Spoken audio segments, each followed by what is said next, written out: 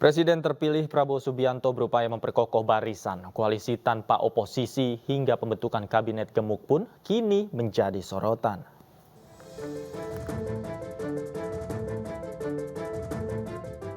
Konfigurasi politik berubah usai penetapan Prabowo Subianto dan Gibran Rakabuming Raka sebagai presiden dan wakil presiden terpilih 2024-2029. Bukan hanya PKB yang terang menyatakan akan bekerja sama di pemerintahan Prabowo Gibran, Partai Nasdem pun siap menjadi sekondan. PKB ingin terus bekerja sama dengan Gerindra, dengan Prabowo Subianto untuk mengabdi demi kepentingan rakyat kita semuanya. Sementara rencana pertemuan antara Prabowo dengan Ketua Umum PD Perjuangan masih terus bergulir. Terkait hal tersebut, koalisi tanpa oposisi yang berdampak pada pembentukan kabinet gemuk pun bukan tidak mungkin akan terwujud. Bahkan Waketum Partai Gerindra, Habibur Rahman juga telah mengatakan kemungkinan koalisi pemerintahan Prabowo Gibran akan sangat gemuk. Koalisi tanpa oposisi hingga pembentukan kabinet gemuk pun kini menjadi sorotan. Potensi kemungkinan adanya kabinet gemuk di Prabowo Gibran menguat. Apa saja dampak positif dan dampak negatif jika kabinet gemuk terbentuk? Sudah hadir bersama kami Daniel Anzar Simanjuntak, juru bicara Presiden terpilih Prabowo Subianto, dan nanti juga akan bergabung bersama kita Mas Toto Inarto Wijaya, pakar politik. Sebelum menunggu Mas Toto, saya ke Bang Daniel terlebih dahulu. Bang Daniel, apa kabar? Selamat malam. Baik Mas, Assalamualaikum. Waalaikumsalam. Bang Daniel, ini koalisi gemuk yang rencananya dibentuk dalam koalisi Prabowo Gibran mendapat sorotan. Nah, sebenarnya saya ingin bertanya, betulkah koalisi gemuk ini akan dibentuk dan apa latar belakangnya? Pertama begini, tentu Pak Prabowo akan fokus pada upaya melakukan realisasi program dan janji politik yang sudah beliau rancang. Kemudian tentu dari upaya merealisasi janji-janji politik dan program yang sudah dirancang itu, kita membutuhkan postur dan komposisi kabinet yang sesuai dengan kebutuhan agenda program yang ingin dilaksanakan oleh pemerintahan Pak Prabowo dan Mas Gibran. Nah, berangkat dari situ, kita juga ingin pemerintahan Pak Prabowo dan Mas Gibran itu efektif dalam 5 tahun ke depan. Dan itulah kita tentu, saya sering menyebutkan menghadapi power dilema. Power dilema yang saya maksud adalah di satu sisi kita tentu menginginkan pemerintahan Pak Prabowo dan Mas Gibran 5 tahun ke depan itu efektif dan akseleratif. Oleh sebab itu dibutuhkan dukungan parlemen atau dukungan legislatif yang mumpuni. Nah, dukungan parlemen dan legislatif yang mumpuni ini akan membantu pemerintahan Pak Prabowo lebih efektif dan lebih akseleratif. Sayangnya pada saat ini kan koalisi partai pendukung Pak Prabowo di legislatif itu kurang dari 50%. Tentu ada upaya untuk memperkuat koalisi tersebut agar pemerintahan Pak Prabowo dan Mas Gibran ke depan itu lebih efektif. Nah, kemudian kedua, di sisi lain memang kita sadari kita punya PR untuk menjaga demokrasi yang sehat, demokrasi yang juga memiliki pressure group yang mumpuni. Nah, tentu Pak Prabowo punya komitmen terhadap hal ini dan akan terus menyediakan ruang yang sangat luas untuk pressure group baik di parlemen maupun melalui masyarakat sipil. Dan di ujungnya nanti kita percaya bahwasannya akan tetap ada dan tersedia ruang untuk pressure group baik di parlemen maupun di masyarakat sipil. Jadi terkait dengan pernyataan atau hal yang berkembang hari ini ada kabinet yang gemuk, itu akan sangat tergantung nanti dengan kebutuhan realisasi dan agenda program pembangunan Pak Prabowo dengan komposisi dan posturnya. Oke, baik. Kemudian jika memang betul koalisi gemuk yang menjadi tantangan berikutnya adalah menjaga bagaimana harmonisasi ini berjalan selama 5 tahun ke depan. Analisis Anda, Mas Toto.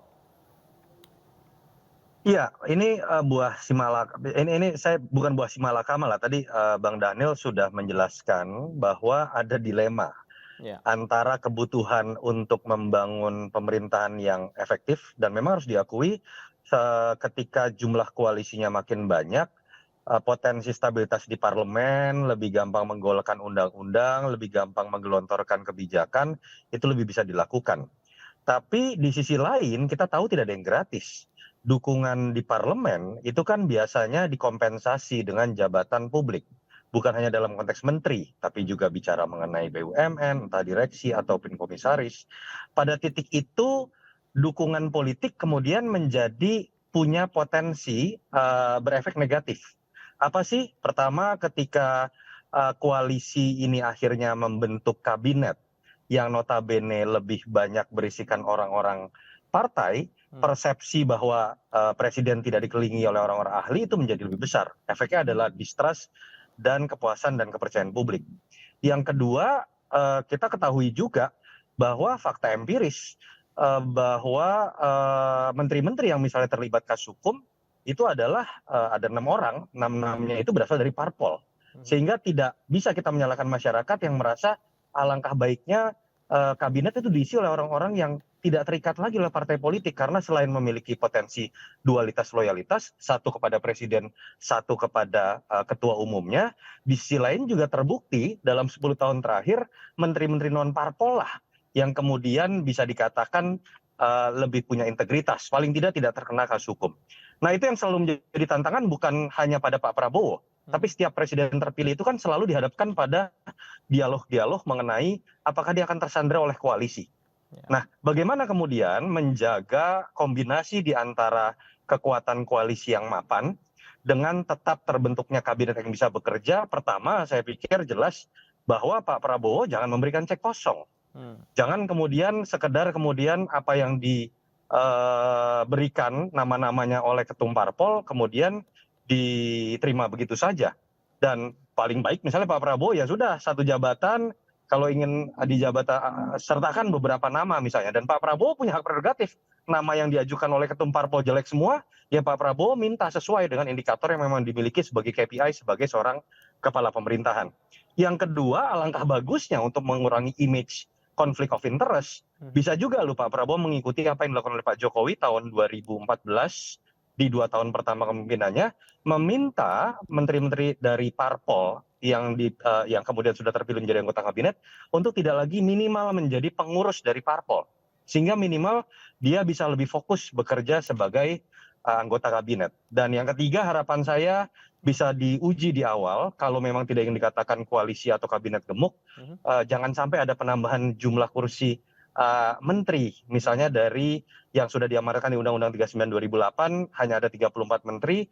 Jangan kemudian karena kebutuhan rekonsiliasi, persatuan nasional, jumlah menteri misalnya menjadi 40 atau misalnya akan terlalu banyak jumlah wakil-wakil menteri yang seringkali kita lihat lebih diposisikan hanya untuk menjadi politik akomodatif. Kira-kira seperti itu. Oke, baik Bang Daniel silakan dijawab. Tadi yang terakhir ini menarik, jangan sampai kalau bisa jangan sampai ada penambahan jumlah porsi menteri ini dari 34 jadi bertambah. Bang Daniel silakan dijawab. Ya, tadi saya sebutkan di awal bahwasannya Pak Prabowo akan fokus pada upaya merealisasikan agenda dan program yang sudah dirancang. Nah, berangkat dari situ tentu dirancanglah kebutuhan komposisi dan postur kabinet yang akan merealisasi program-program tersebut.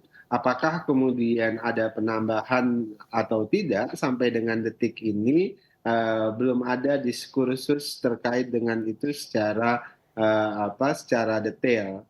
Kemudian kedua, tadi disebutkan oleh Mas Toto, betul bahwasannya Pak Prabowo pada mekanisme rekrutmen kabinet nanti itu fokus pada dua hal tertinggi. Saya sebutlah begitu dulu. Pertama itu adalah integritas, kemudian kedua tentu kompetensi. Selain syarat-syarat lainnya, tapi dua syarat ini adalah syarat pertama dan utama, adalah integritas dan kompetensi. Nah, berangkat dari situ tentu partai-partai politik dipersilahkan mengajukan beberapa nama calon menteri. Namun in the end, di akhirnya itu selalu yang membuat keputusan siapa dan di mana menteri-menteri yang calon-calon menteri yang diajukan partai politik itu ditetapkan dan diputuskan oleh Pak Prabowo. Namun bila kemudian dianggap yang bersangkutan yang diajukan itu tidak sesuai dengan kebutuhan Pak Prabowo di satu sisi, di sisi lain itu tidak sesuai tadi syarat integritas dan kompetensi, tentu Pak Prabowo bisa menganulir dan meminta agar partai politik mengajukan nama lain. Oke. Ada banyak jalan nih untuk menggodok nama-nama menteri, apalagi jumlahnya 34, bahkan juga ada kemungkinan lebih. Nah, Mas Toto, ada juga kasakusuk yang menyebutkan bahwa penambahan jumlah menteri ini dilakukan dengan cara melalui DPR begitu. Nah, dari analisis Anda seperti apa? Iya, memang dibutuhkan perubahan undang-undang untuk kemudian menambah jumlah lokasi kursi menteri. Selama itu didasarkan pada kebutuhan seperti yang tadi Bang Daniel sebutkan, contoh deh misalnya ya, sempat ada ide mengenai kementerian makan gratis. Saya tidak tahu apakah kemudian itu juga membutuhkan sebuah postur baru dalam konteks Menko termasuk Kementerian Teknis. Kalau itu memang bisa dipertanggungjawabkan dalam konteks terjemahan dari visi misi dan program prioritas, saya pikir tidak masalah dan publik nanti bisa menilai kok. Oh, jumlah menterinya bertambah memang dikarenakan ada kebutuhan teknis, atau misalnya ketika nama-nama menteri dimasukkan lebih karena kebutuhan menampung jumlah parpol yang memang banyak sekali misalnya ingin bergabung dengan koalisi Prabowo Gibran. Pada titik itu kemudian potensi menurunnya derajat kualitas dari kabinet ahli itu bisa terjadi dan image politik dagang sapi itu tidak pernah positif. Kalau kita lakukan survei pun misalnya image dari menteri-menteri teknokrat yang non parpol itu cenderung biasa lebih bagus karena ada image bahwa konflik of interest-nya lebih kecil. Ditambah fakta empiris bahwa menteri yang terlibat kasus hukum tadi saya sebutkan adalah yang berasal dari parpol begitu ya. Itu yang menurut saya perlu jadi catatan karena ketika kita melihat apa yang terjadi pada Pak Jokowi misalnya ada penurunan derajat dari indikator yang dulu dimiliki Pak Jokowi di periode 1, misalnya menginginkan bahwa tidak lagi menteri parpol menjadi pengurus partai, periode kedua malah kemudian dibuat. Pak Jokowi misalnya di periode 1 mengatakan tidak perlu banyak wamen, di periode kedua bahkan jumlah wamennya jauh lebih banyak dibanding yang ditempatkan oleh SBY pada periode kedua. Hal-hal itu yang saya harapkan kemudian bisa jadi catatan kritis ya buat Pak Prabowo dengan image yang sangat tegas, image yang independen. Saya berharap Pak Prabowo lebih berani dibanding Pak Jokowi untuk menempatkan orang-orang yang memang pilihannya sendiri dan memposisikan faktor negosiasi dengan parpol itu menjadi nomor 2. Karena apapun kepuasan publik itu bukan ditentukan oleh besarnya jumlah koalisi, tapi dari kinerja yang Anda lakukan dan kinerja yang baik itu hanya bisa dilakukan ketika kabinetnya memang mumpuni. Oke. Semakin banyak yang bergabung nanti potensi konflik of interest-nya kan juga semakin besar. Nah, bagaimana caranya kemudian menghadapi hal itu? Bang Daniel, dijawab usai jeda. Jangan kemana-mana, pemirsa. Kami akan lanjutkan diskusi kita bersama Mas Toto dan Bang Daniel. Usai jeda berikut, tetaplah di Newsroom. Kembali di Newsroom, pemirsa, saya masih bersama Bang Daniel dan Mas Toto. Saya ke Bang Daniel, tadi saya utang pertanyaan. Bang Daniel, bagaimana kemudian strategi untuk menghadapi potensi konflik of interest jika memang koalisinya ini dibangun begitu gemuk, kan ada banyak kepala, ada banyak kepentingan. Bagaimana kemudian Anda melihat ini, Bang Daniel? Iya, politik itu ya seni mengelola konflik of interest itu dan Pak Prabowo paham betul terkait dengan hal tersebut. Oleh sebab itu hampir di semua basis kepemimpinan, institusi kepemimpinan yang selama ini dikelola oleh Pak Prabowo, poin pertama itu selalu terkait dengan loyalitas. Oleh sebab itulah tentu Pak Prabowo paham betul bahwasannya siapapun yang nanti bekerja bersama beliau menjadi menteri beliau dengan Mas Gibran, tentu poin pertama dan utama itu adalah loyalitas. Nah, apakah kemudian nanti ada double standar loyalitas atau loyalitas standar itu jadi tentu bagian yang jadi tantangan tersendiri dari Pak Prabowo nanti. Namun Pak Prabowo biasanya punya treatment terkait dengan itu. Kemudian yang kedua yang perlu dipahami, Pak Prabowo tidak ingin terjebak pada diskursus apakah ini orang partai atau ini orang luar partai. Beliau fokus pada tadi saya sebutkan kompetensi dan integritas. Banyak orang partai yang tentu punya integritas dan punya kompetensi, dan banyak juga orang luar partai punya hal yang serupa. Jadi Pak Prabowo fokus pada kompetensi dan integritas tersebut. Mau dia dari dalam partai atau dari luar partai itu tidak ada masalah. Yang jelas kalau kemudian dari orang partai namun kemudian absen tadi integritas dan kompetensinya, tentu itu akan diabaikan dan itu tidak diterima oleh Pak Prabowo. Kira-kira begitu. Oke. Mas Toto, apa kemudian yang harus dilakukan agar harmoni ini terjaga selama 5 tahun ke depan dan tidak tumbang di tengah jalan menurut Anda, Mas Toto? Saya malah agak berbeda pandangannya ya. Jangan kemudian selalu menggunakan istilah harmonisasi, persatuan sebagai fondasi utama. Buat masyarakat, bagaimana program yang sudah dijanjikan pada masa kampanye bisa delivered itu jauh lebih penting. Malah ketika kita berbicara mengenai persatuan, harmonisasi, kebersamaan, di situ kan ada beberapa potensi yang kemudian malah berbahaya buat demokrasi.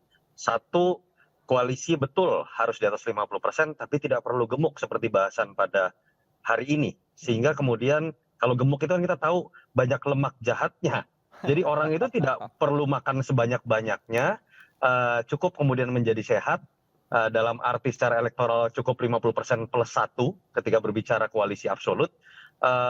Jadi batasi juga menurut saya Pak Prabowo, karena kritik terutama dari teman-teman aktivis itu menghinggapi Pak SBY periode kedua dan Pak Jokowi periode kedua ketika koalisinya terlalu gemuk. Dan efeknya seperti apa yang kita bahas pada hari ini.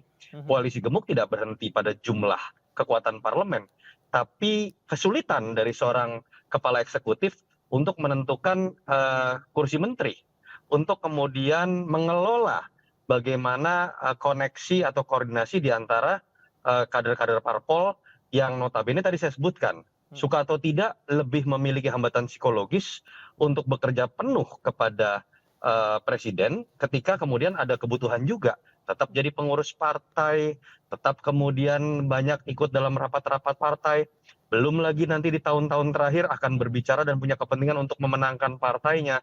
Pada titik itu konflik of interest dari kader parpol, sepintar apapun dia, profesor pun, dia punya tugas untuk tetap bekerja buat partainya.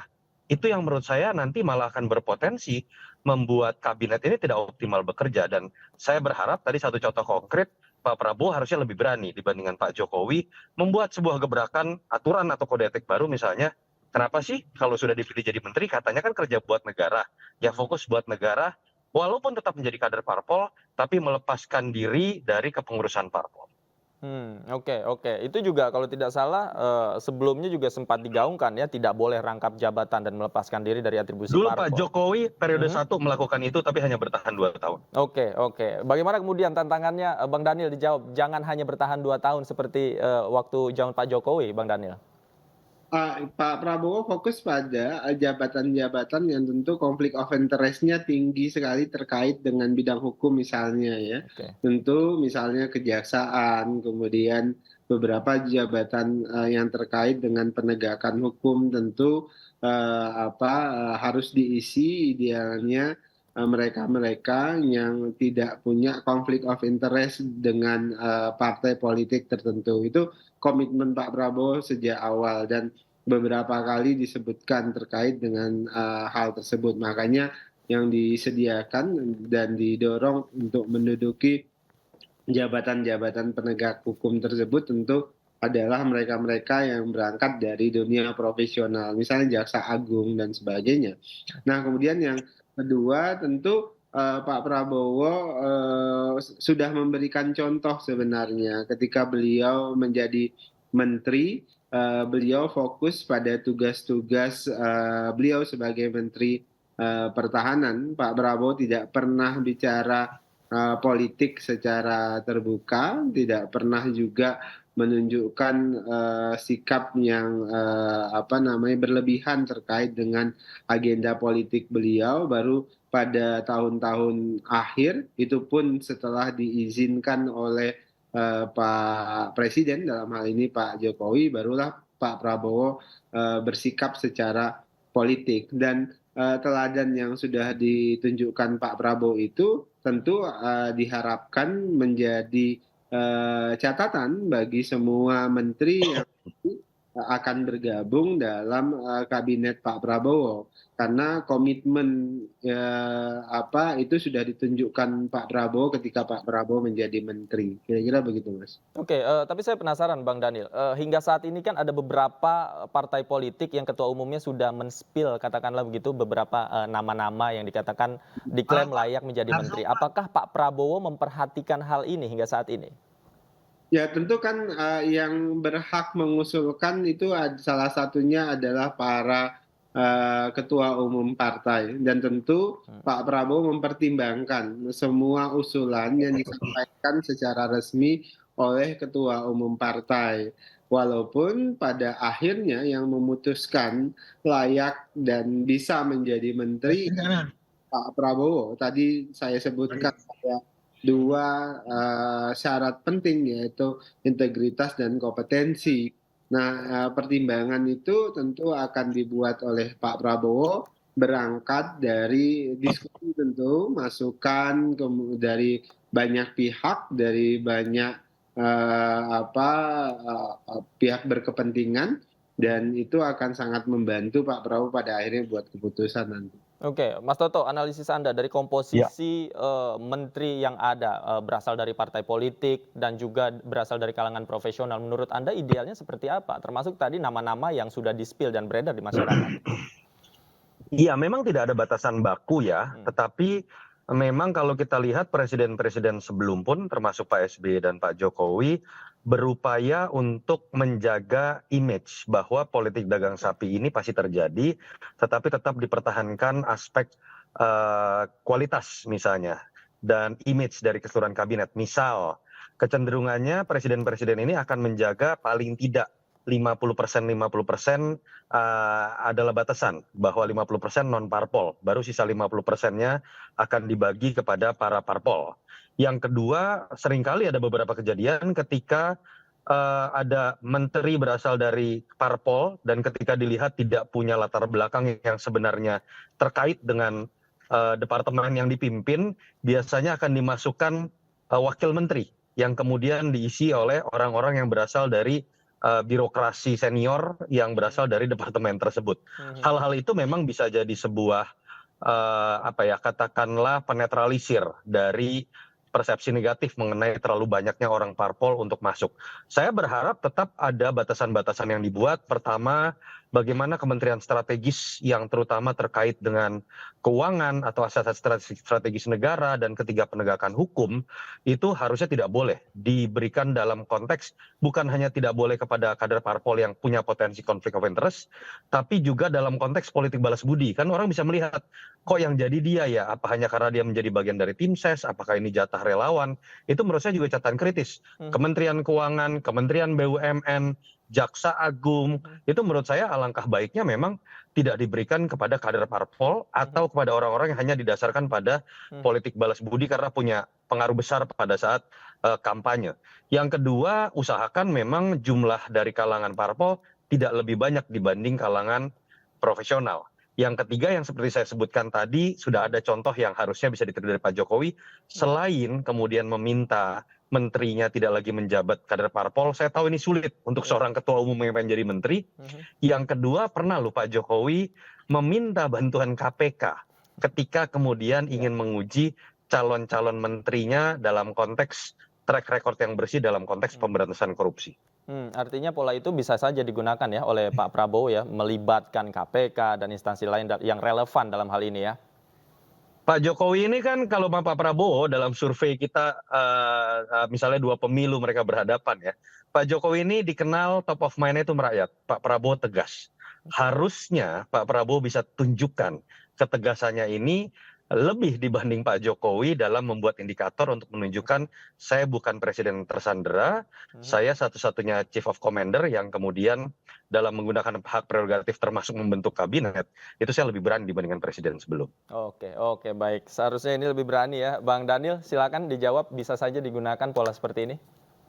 Iya, yang jelas saran-saran Mas Yunarto tadi sangat bermanfaat dan itu tentu menjadi perhatian kami dalam hal ini tentu Pak Prabowo terkait dengan semua hal ya, terutama tadi catatan pentingnya juga dijelaskan oleh Mas Yunarto terkait dengan integritas dan kompetensi dan ini menjadi fokus Pak Prabowo memang kemudian untuk beberapa jabatan-jabatan penting beberapa kali diskusi Pak Prabowo menyampaikan memang akan diserahkan kepada orang-orang yang tidak punya konflik of interest dalam konteks partai politik. Misalnya tadi saya sebutkan kejaksaan, penegakan hukum, kemudian termasuk yang mengurusi keuangan negara dan sebagainya. Dan ini menjadi konflik Pak Prabowo. Dan Pak Prabowo sudah memetakan komposisi tersebut. Baik. Kita nantikan gebrakannya seperti apa Pak Prabowo dan Mas Gibran Rakabuming Raka nanti kita nilai bersama dan masyarakat tentu juga akan melihat bersama-sama bagaimana prosesnya. Terima kasih Bang Daniel Anzar Simanjuntak sudah bergabung bersama kami. Mas Toto juga terima kasih banyak sudah meluangkan waktu bersama kami. Bang Daniel, sukses. Selamat malam, sehat selalu Bapak-bapak.